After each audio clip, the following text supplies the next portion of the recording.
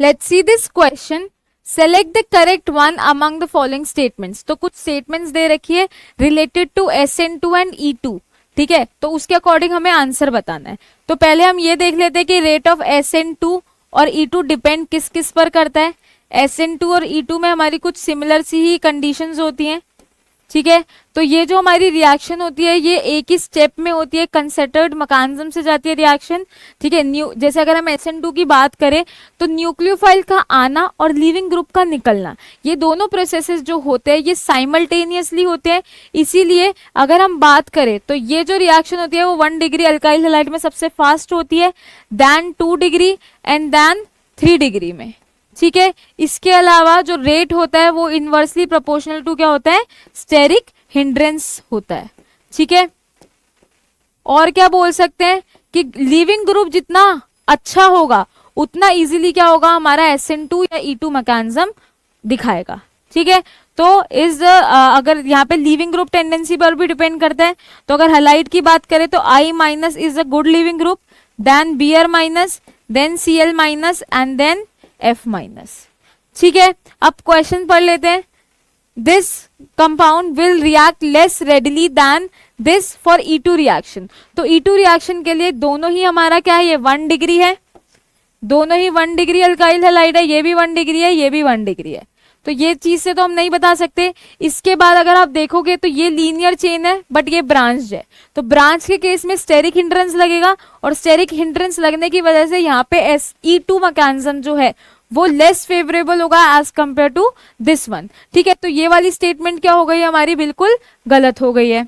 इसके बाद सेकंड में बोला है कि ये वाला compound will react more readily than this Br वाला फॉर SN2 रिएक्शन। तो हमारा अल्काइल चेन तो दोनों में सेम है बट हैलाइड डिफर कर दिया है इन्होंने।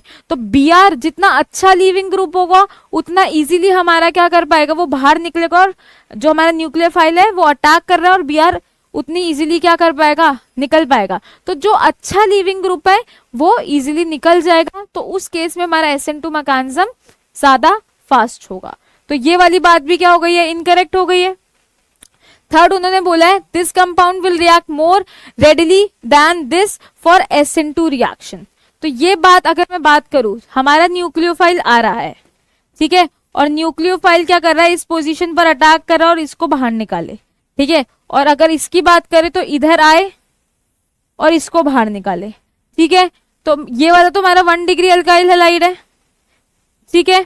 बट इधर ये वाला जो बॉन्ड है, क्योंकि Br के पास लोन पेयर है, तो लोन पेयर से इस बॉन्ड में क्या आता है, डबल बॉन्ड करेक्टर आता है, पार्शियल डबल बॉन्ड करेक्टर आता है, जिसकी वजह से ये वाला बॉन्ड तोड़ना is not that much easy. तो इसीलिए ये वाला बॉन्ड हमारा ब्रेक नहीं होता और OH माइनस इसके ऊपर, मतलब जो भी हमारे न्यूक्लियोफाइल है वो इसके ऊपर इजीली अटैक नहीं कर पाएगा। क्यों, क्योंकि Br यहाँ से इजीली रिमूव नहीं हो पाएगा। तो इसीलिए ये वाला जो हमारा कंपाउंड है ये मोर रिएक्टिव होगा towards SN2 reaction than first one.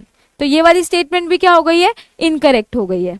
Last जो बोला है this compound will react more readily than this towards SN2 reaction. तो SN2 रिएक्शन की अगर हम बात करें तो दोनों में अल्काइल चेन तो दोनों में सेम है, दोनों में ही I ले रखा है, बट इधर ये ब्रांच स्ट्रक्चर है। So because of this branch steric hindrance आ गई, और स्टेरिक हिंड्रेंस आ जाएगी तो हमने अभी पढ़ा था that rate of SN2 reaction is inversely proportional to steric hindrance। जितनी ज्यादा स्टेरिक हिंड्रेंस उतना ज्यादा न्यूक्लियोफाइल का अटैक करना डिफिकल्ट हो जाएगा और उतना कम क्या हो जाएगा, हमारा SN2 रिएक्शन हो जाएगी। तो इसीलिए जो हमारा डी ऑप्शन हो जाएगा वो बिल्कुल करेक्ट ऑप्शन हो जाएगा कि ये जो हमारा फर्स्ट वाला कंपाउंड है it will react more readily than the second one. Okay.